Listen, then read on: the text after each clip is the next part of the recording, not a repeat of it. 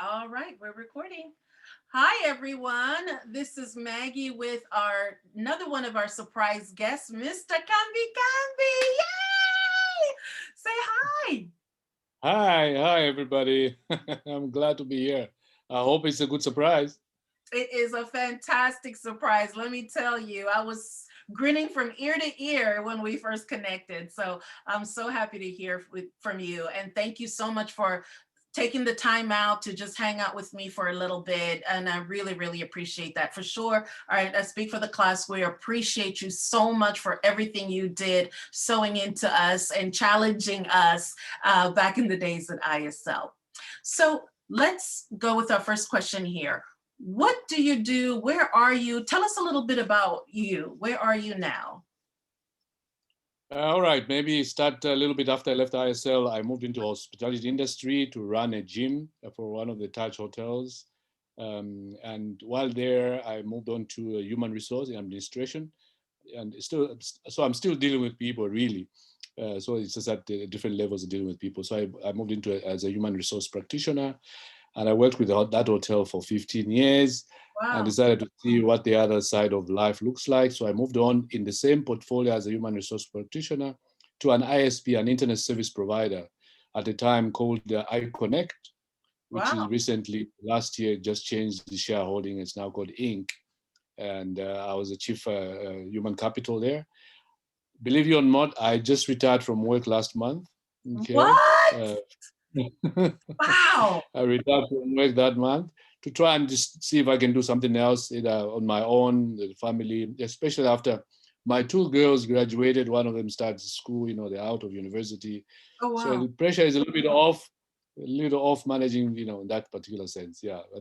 And sport has never stopped in being in my life. I've carried on. I went into coaching basketball and various, including running the association for basketball. And a couple of years ago, I got elected into the National Olympic Committee of Zambia, so dealing with the Oh, Olympic Games. congratulations. I'm actually the Secretary General or CEO, of, for lack of better word, voluntary under the National Olympic Committee. So going to Commonwealth Games, Olympic Games, so I've been trying to prepare as Team Zambia, to get to Tokyo if it does happen. That is fantastic. If any one of our classmates wish to connect with you and assist you in any way, how does that happen? Because that is really fantastic. I really congratulate you for that. So, Yeah, sure. Yeah, my email is my full name is Boniface Kambikambi at gmail.com. excellent. And yeah, and you can get me my online, my Airtel line is a WhatsApp line. You can get my mobile line as well. Thank you for that. Okay, great. So, wow, that you've been busy. You pretty much answered both of my next questions in that you gave me an update on your family, which is the two girls have graduated, not grandfather yet, right? No, no, not yet, not yet. Okay, okay. Grandfather in the other circles, my brothers or my sister's kids, yes, but Gotcha. not on my own yet. Yeah. Got you, got you. So, refresh some of our memories because some of us left early, and but others were fortunate enough to graduate at ISL. So, what years were you teaching at ISL? Do you recall? I went to ISL in 1987, Hmm. and I left in 1993. I think just the year after you guys graduated. Ah, okay, 93. Excellent, excellent. So, what was the most memorable time that you had with this class of 1992? Well, it's 29 years back, right? I Yeah. think what to recall, especially after a couple of years after I left, and Hmm. I started meeting some of the ones that still remained in Zambia. Hmm. There was a facet of naughty groupings, um, certain troublesome students seeming to be much more mature in life after they left ISL. I mean, even if I meet one of them, I still see their nothingness behind it. But I think that was one of my greatest classes because it was a divergent in terms of culture and as well as attitude. I had people that really didn't say much. There was a clique of Indian girls hardly wanting to talk, but they were also blabbermouths as well. The boys a few naughty boys and so, give me the hassles. But I think I enjoyed my time. That's one of the greatest times with that particular class, because more than that class, I remember, the people that I've met there before, and looking at some of the pictures that, I was trying to find. I actually had a yearbook, but I was trying to find it after you called me. I can't find it. I can only find the 1988 one, the first year. But it's somewhere. I'll look for it. Please share. I'd love to include that. Please share. So you just set me up, because now I have to ask, and this class will probably ding me later, but who are your most memorable students and why? Because you just alluded to some talkative ones, some naughty ones. I have to find out who gave Mr. Kambikambi the hardest time at ISL and why. I was trying to remember, so I, put a few names down. Do tell. Obviously, with what I remember. Now I have to wear my glasses. Okay. I have to use reading glasses with the scribble. Go for it. Not in terms of naughtiness, but I think some of the names that come out to me. Connie used to be very close with me. Somehow she had a warmish around it, and always made me feel, yeah, okay, I can help her out and so on. Yeah, I hope I'm going to pronounce all these names. But notable ones where we're trying to play smart and cool. I mean, these days I think you call it cool or whatever it is. Was people like George Tolle, Ziki, Yes. Vincent Rai. Yes. And I think there was a Finley. Finley, was that a Terry? Terry Ann Finley, yes. Yeah, on the naughty side, including Nancy. Nancy was a little bit, she will always come biting at you, and that was great. Keaton was, Keaton and Kelvin, sometimes I couldn't see which one of the two was, but I think they were in the naughty group too. But they were great students at the end of that. But it was, that's hilarious. Fun. I mean, it was a funny class. It's, it's gone goodness. And I think everybody else complimented each other in the way that they came out through. I know people didn't like certain things, obviously, cross-country running or going swimming, First of all, that running, tell the truth. Now that I'm an adult, I can ask, but you made us, I mean, it was good that we had physical activity. Don't get me wrong. I appreciate that now, the elements that you placed in us, but you made us run all the way to the pool, all the way around. I mean, what was that? Like a mile or two, a couple of kilometers. And man, I think Lua was one of the fastest girls. And it was a challenge. Me and my yellow tracksuit and lambe, we would be dying. Maggie Kaluba was fast too, but how did you tell me a little bit more about that? Like you made that course. Yeah, that was about 3 kilometers. Yeah, 3 kilometers. I mean, I saw a lot of energy in all of it, especially the guys, the ones that, were really up for it, like Lou and so on. But so that gives you a drive to push the others who were a bit slow. I mean, I don't want to use the words, I said it. It's okay. I said it. But that's fine. But again, that's just created the criteria and the climax to support the others. And I think for me, it was a way of getting character into each person, even through that, because getting past what you don't like to do eventually builds some way of looking at things, your life slightly differently. And I think that is why the push was there, because we needed to do it. And look at how some people turned out. I mean, they turned out great afterwards, Absolutely. And I think the joy of teaching is to see a positive result in a student after they have started school, and you can see that they are I mean, you're talking to me like this. If I met you in the streets before you introduce yourself, I'll probably say, well, who's this lady? Okay, but that's the thing with everybody else. I mean, the ones I've met before, they're doing so well in life. I mean, that is the pleasure and the satisfaction that we get as teachers out of it, and to see students that seeming to have been difficult, as if they were not learning, because they were always trying to be, point fingers, make noise, be the bully in class, and not paying attention. And yet, at the end of the day, you realize that they're actually paying attention. So it's great. And some of them, I think, were deliberately making those difficult situations for me and the other teachers. Yeah. Who knows, but it was good times for sure. So, you Yeah. know, and I love the sports that you just talked about, because between the swimming and then there was like that one day where we had these races and all the different houses, and you would do hurdles and 400-meter races and 100-meter dash. I mean, all of that was so, so good. The boys killed it all the time, but you know, it really was a blessing. So thank you for that.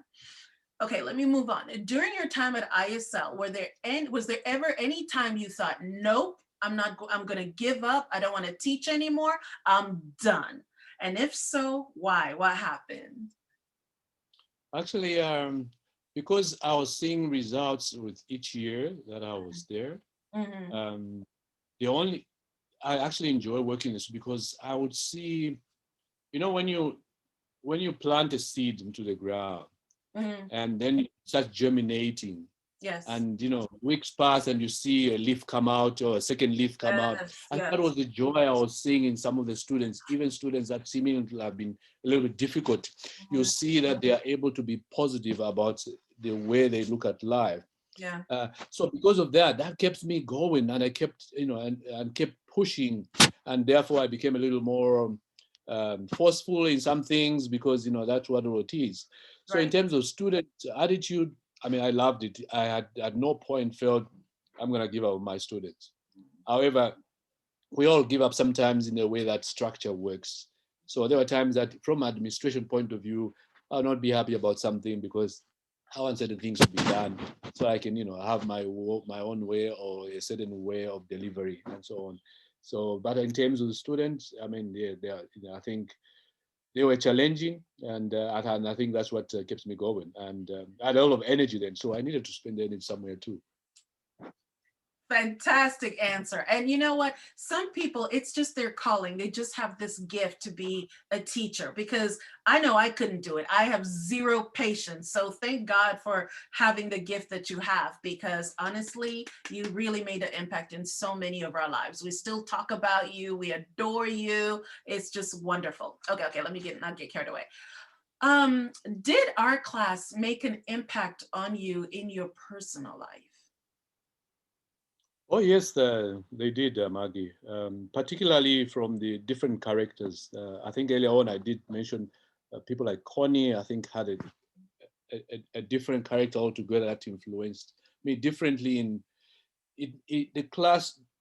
Let me say this: the attitudes and feelings that I saw and experienced between the different classes of students Mm, made me move from one area to another in a short period of time, and I needed to make myself become conducive to support all those different behavior and characteristics. And that's not an easy place to be at.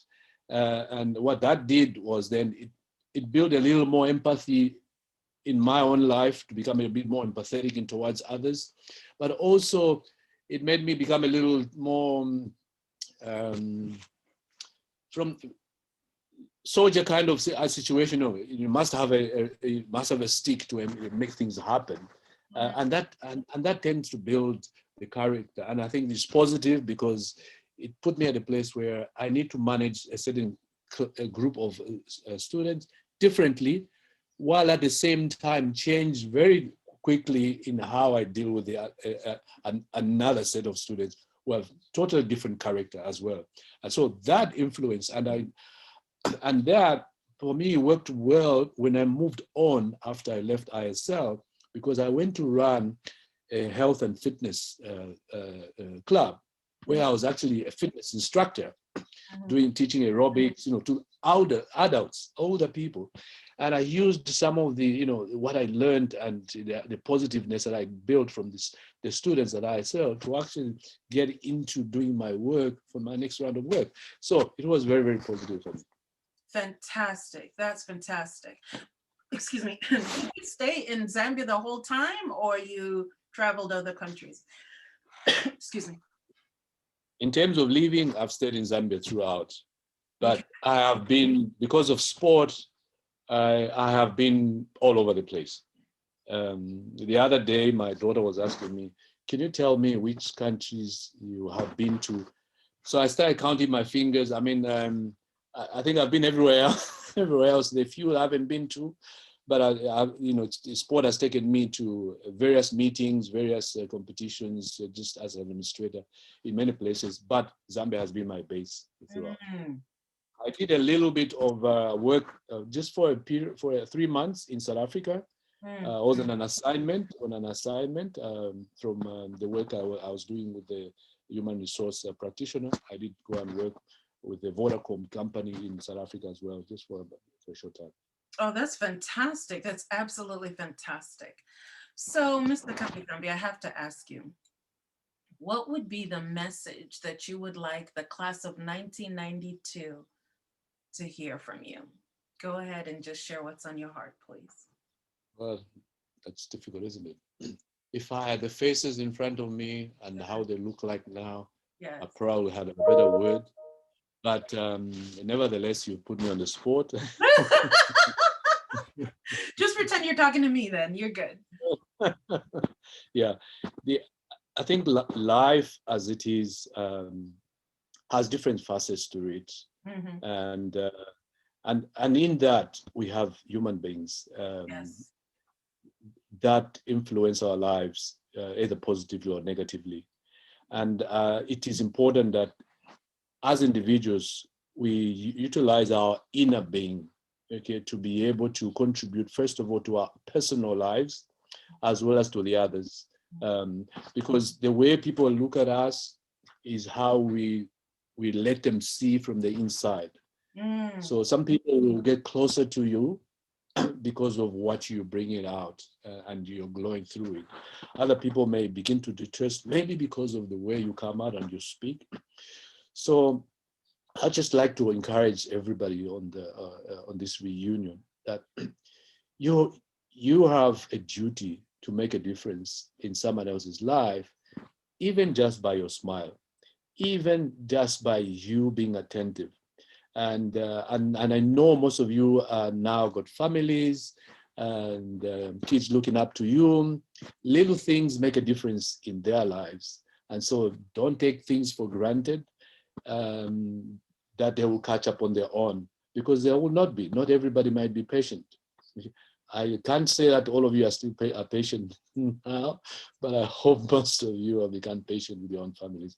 But it's a pleasure, and it was a pleasure to be in your lives. And I hope that whatever you may have picked up, take the positive part of it and influence somebody else's life. Mr. Kambikambi, from my heart, and I speak from behalf of my classmates, we adore you. We love you. Mwah, mwah, mwah. Thank you, thank you, thank you so much. We appreciate you. God bless you, and we will be in touch. Thank you. Thank you very much. You stay blessed as individuals, as your family members as well. And we hope one of these days we'll see you physically, but I'm available anytime, virtually or on the phone. Please don't feel obliged. You can reach me at any time. Thank you so much. Thank you for allowing me to have this interview.